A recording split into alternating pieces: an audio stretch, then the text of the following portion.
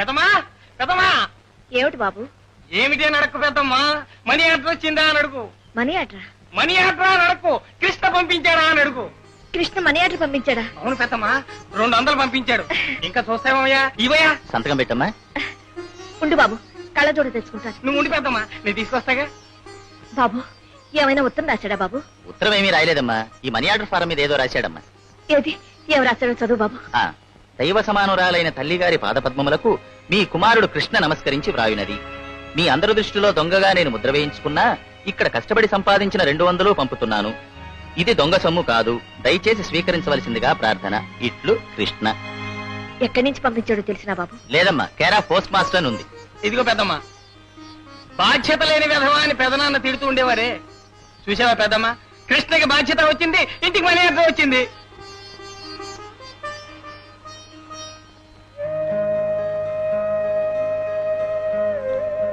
మన కృష్ణ ఇప్పుడు అల్లరి కృష్ణుడు కాదండి, ప్రయోజకుడయ్యాడు. ఇదిగో నాకు డబ్బు కూడా పంపించాడండి. ఇప్పుడైనా వాడిని ఆశీర్వదించండి. ఈ రైలు గేట్ దగ్గర ఇక్కడే.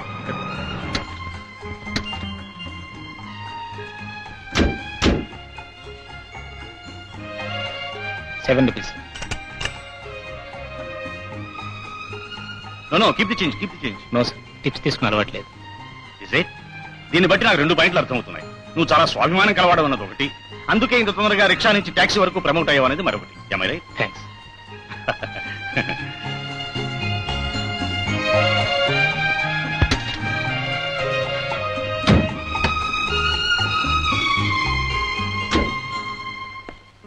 Sir sir, excuse me. ఏమిటి? మీ బ్రీఫ్ కేసు నా ట్యాక్సీలో మర్చిపోయా. మై గాడ్, అసలు మనిషి ఏంటయ్యా నువ్వు? ఏం సార్, ఏం చేశాను? Open it, come on open it.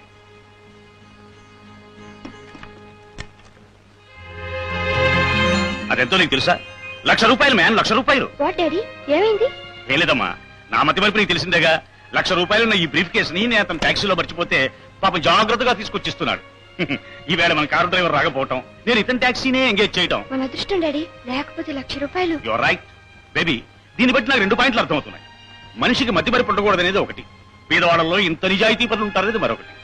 చూడబాయ్, నువ్వు నీ నిజాయితీని నిరూపించుకుని మీ ట్యాక్సీ డ్రైవర్లు మొత్తానికే మంచి పేరు తీసుకొచ్చావు. సెలవండి, వస్తా. డాడీ, ఇతనెవరో సత్యహరిశ్చంద్రుని మించిపోయినట్టున్నాడే. కరెక్ట్. అమ్మాయి ఉషా, నీకోసం నీ స్నేహితుడు ఎవరు వచ్చింది చూడు. హాయ్ లక్ష్మి, నువ్వెప్పుడొచ్చావు ఇక్కడికి?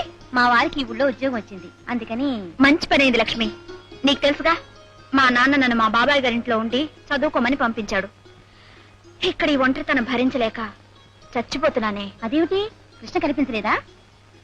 లేదు లక్ష్మి, అసలు ఈ సిటీలో ఉన్నాడో లేడో తెలీదు.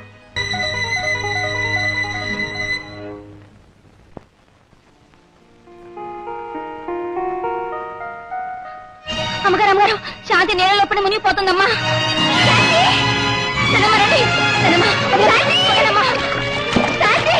అయ్యో, కాపాడండి, శాంతి మునిగిపోతుంది, కాపాడండి. అయ్యో,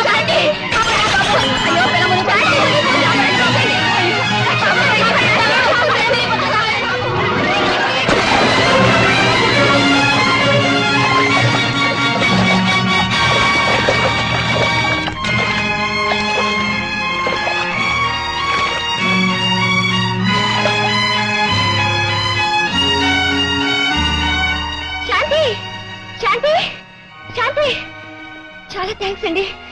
శాంతి, అమ్మా శాంతి, శాంతి.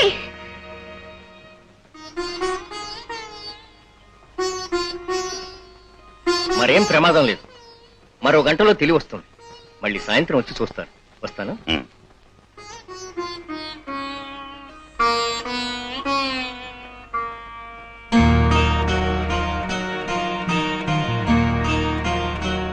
ప్రాణాలకు తెగించి మా పాపను మాకు దక్కించావు.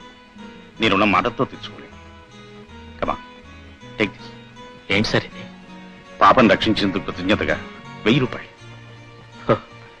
అంటే మీ పాప ప్రాణం ఖరీదు ₹1000? It's all right. ఇంకో ₹1000 తీసుకో. కమా.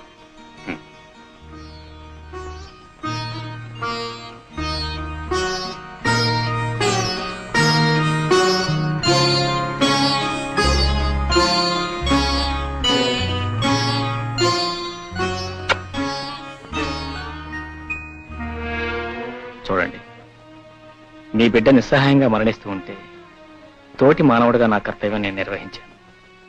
ఏదో మానవత్వంతో చేసిన పనికి కరెన్సీ నోట్లతో విలువ కట్టడం ధర్మం కాదు. Sorry please. సెలవు. ఏ మిస్టర్ ఆగు. వెల్, దీన్ని బట్టి నాకు 2 పాయింట్లు అర్థమవుతున్నాయి. నువ్వు విశాల హృదయుడు అనేది ఒకటి, అవసరమైతే ప్రాణాలకు కూడా లెక్క చేయమనేది మరొకటి. బేబీ, ఇతని రుణం మనం తీర్చుకోకపోతే మనకి పాపం చుట్టుకుంటుంది లేదు. ఎస్ డాడీ, ఇతను చేసిన ఉపకారం సామాన్యమైంది కాదుగా. అందుకనే మన కన్స్ట్రక్షన్ కంపెనీకి మేనేజర్ గా ఇతను వెంటనే అపాయింట్ చేస్తున్నాను. సార్, జీతం ఇస్తే మనుషులు దొరుకుతారు కానీ నీలాంటి నమ్మకస్తులు దొరకరు. That's it. మామయ్య, అతను మనకు ఉపకారం చేశాడనుకుంటే మనం కాస్త డబ్బిచ్చి సాయం చేయొచ్చు, కానీ అర్హతలు చూడకుండా అందరా లెక్కించడం అంత మంచిది కాదని నా ఉద్దేశం. Is it? దీన్ని బట్టి నాకు 2 పాయింట్లు అర్థమవుతున్నాయి. అతని అర్హతలు ఏమిటో నీకు తెలియనేది ఒకటి, అతని సూపర్వైజర్ గా అపాయింట్ చేయడం నీకు ఇష్టం లేదనేది మరొకటి. ఆల్రైట్. అతని అర్హతలు ఏమిటి ఇప్పుడే తెలిచేస్తాను. మిస్టర్, నీ పేరేమిటన్నావు? కృష్ణ. ఎంతవరకు చదివా? బి. బిఈ వరకు చదివి ఒకప్పుడు రిక్షా లాగడానికి కారణం? నిరుద్యోగంతో దొంగగానో ముష్టివాడగానో బ్రతకడం కంటే కాయ కష్టం చేసి రిక్షా లాక్కుని బ్రతకడం మంచిదని. That's dignity of labour. సరే, ఆ రోజు నీ ట్యాక్సీలో నేను ₹1,00,000 బ్రీఫ్ కేసు మర్చిపోతే అది తిరిగి నాకెందుకు తీసుకొచ్చి ఇచ్చావు? పరాయి సొమ్ము కాసిపట్టం పాపం కాబట్టి. That's honest. అతని అర్హతలతో పోల్చి చూస్తే నీ అర్హతలు బట్టి నువ్వు ఎక్కడున్నారో తెలుసా? గేటు దగ్గర వాచ్మన్ గా. I correct? మిస్టర్ కృష్ణ, నువ్వు వేళ డ్యూటీలో జాయిన్ అవుతున్నావు. Okay? Okay sir, thanks. Post ఇక్కడ ఉన్న ప్లాన్స్.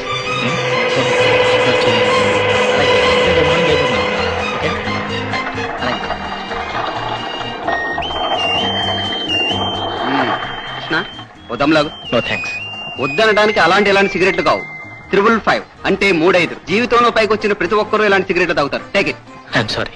ఆయనకన్నీ ఐ క్లాస్ అలవాట్లేండి. 3-5 సిగరెట్లు, 3 ఆసుల క్లబ్లో 3 ముక్కలాట్లు. దాసు గారు, నిన్న 3 ముక్కలాట్లో ఏం చేశారు? ఏం చేశావని వేరే అడగాల? 3 ముక్కలాటలో మనల్ని మించిన మనగాడు సిటీ మొత్తంలో లేడు. అందుకేగా మీకు జోద కళా ప్రపూర్ణాన్ని బిరుదిచ్చారు. చూడు కృష్ణ, ఈ రోజు సాయంకాలం మన 3SS క్లబ్కి వెళ్దాం. Be ready. No please. Please అంటే లాభం లేదు బ్రదర్. 300 రూపాయలతో 300 రూపాయలు ఎలా గెలుచుకోవాలో నేర్పుతాను. ఐఎమ్ సారీ, జోదమాటం నాకు అలవాట్లేదు. ఓకే? మీ అబ్బాయి గారు ఈసారి ₹500 పంపించారమ్మా. ఏదో పెద్ద ఉద్యోగం దొరికినట్టుంది. సంతకం పెట్టమ్మా. ఏమండి, మీ అమ్మగారికి మనీ ఆర్డర్ల మీద మనీ ఆర్డర్లు వస్తున్నాయంట, తెలుసునా? తెలుసు. తెలిస్తే అలా ఊరుకుంటారేంటండి? ఏం చేయమంటావే? ఎగిరి గంతులేయమంటావా? అబ్బా, ఒట్టి మట్టి బుర్ర. అన్నీ నేను చెప్పాల్సిందే. ఏమిటే నువ్వు చెప్పేది? ఒంటరిగా ఒక్కతే ఆ ఇంట్లో ఉంటూ ఆ వస్తున్న డబ్బును దాచుకోలేక ఆవిడ ఏం అవస్థ పడుతుందో ఏమిటో. ఆవిడ అలా దూరంగా ఉంచడానికి నా మనసు అంగీకరించడం లేదండి. ఏమండి, వెంటనే వెళ్ళి ఆవిడ ఇక్కడ తీసుకొచ్చేద్దాం. అప్పుడు రావద్దని చెప్పి ఇప్పుడు రమ్మంటే వస్తుందంటావా? ఎందుకు రాదండి? అంతగా రాకపోతే వీడున్నాడుగా ఆవిడ ముద్దుల మనవడు, వీడిని ఎరగా ఉపయోగించుకుంటే సరే. అమ్మా, అమ్మా, రండి బాబు రండి. బాగున్నారా? మీరు కాస్త చేతులు కడుక్కొని వీడిని తీసుకోండి అత్తయ్య. నాన్నమ్మ నాన్నమ్మ అంటూ ఒకటే పలవరింత. అలా అంటున్నాడా? నేనెప్పుడు వినలేదే. మీకలా వినపడుతుంది, కన్న తల్లిని నాకు వినపడుతుంది. నా బాబే, నా తండ్రి, నా చిట్టి తండ్రి. రోజు నన్ను తలుచుకుంటున్నావా నా తండ్రి? అత్తయ్య, మిమ్మల్ని ఇక్కడ విడిచిపెట్టి మేము అక్కడికి వెళ్ళామన్న మాటే గాని రోజు మిమ్మల్ని తలుచుకొని క్షణం లేదు. అవునమ్మా. అమ్మా, నువ్వు మమ్మల్ని తలుస్తున్నావు అసలు? అదే మాట్రా, మిమ్మల్ని తలవకుండా ఉంటానా? నాకు మాత్రం మీరు తప్ప ఎవరున్నారా? అయితే ఇంకే ఏమండి, అత్తయ్య ఇంకేం చెప్పినా వినిపించుకునేది లేదు. మన ఇంటికి తీసుకెళ్దామండి. అమ్మా, నాకు ఈ ఇంట్లోనే. అది కాదమ్మా, నీకోసం.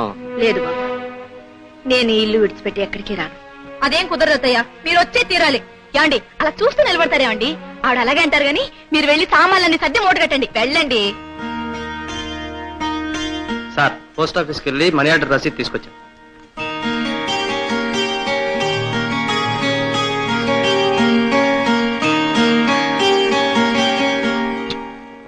ఒరే, నీకో చిన్నాన్నున్నాడ్రా. నీ పేరు బాబైతే వాడి పేరు కృష్ణ. కాని వాడిప్పుడు ఇక్కడ లేడురా. ఎక్కడున్నాడు, ఎలా ఉన్నాడు? అత్తయ్య, అమ్మా, ఈ పాలు తాగండి. నాకెందుకమ్మా, వీడికి పట్టు. మీరు అలా అంటే నా మనసు ఎంత చివుకుమంటుందో తెలుసా? నిన్ను కూడా తాగమంటే తాగలేదు. నేనెంత బాధపడ్డానో తెలుసా? ఈ రోజు మీరు తప్పకుండా తాగాలి. అబ్బా వద్దమ్మా, తాగండి. మీరు సావిత్రమ్మ గారి change of address post office నుంచి వచ్చారుగా, అవును. వారికి లక్ష్మి వచ్చింది. లక్ష్మి ఎవరయ్యా? అదేనండి ధనలక్ష్మి, మనీ ఆర్డర్ వచ్చింది. అలాగా? ఆ. అమ్మా మరి ఆర్డర్ వచ్చిందమ్మా. ఆ, 1000 రూపాయలు. ఇదిగోనమ్మా, ఇక్కడ సంతకం పెట్టు. ఇక్కడ ఇక్కడ ఒకటి. ఒరే బాబు ఏడుస్తున్నాడు, నువ్వు డబ్బు తీసుకో. ఇదిగోండి 1000 రూపాయలు, చూసుకోండి. 1000 రూపాయలు నేను చెప్పలేదటండి, ఏదో ఒక రోజు మీ తమ్ముడు స్టేట్ బ్యాంక్ లో తయారవుతాడని. చెప్పేవలేవే, ముందు డబ్బు అమ్మకివ్వని. ఇచ్చి సత్య హరిచంద్రుడని బిరుదు సంపాదించండి, లేకపోతే ఏమిటండి వచ్చిందంతా ఆవిడికి ఇవ్వడానికి ఆవిడని ఇక్కడ తీసుకొచ్చాం. ఇదిగో ఈ 100 రూపాయలు ఇచ్చి ఇంతే పంపించాడని చెప్పండి, వెళ్ళండి. ఏమిటో.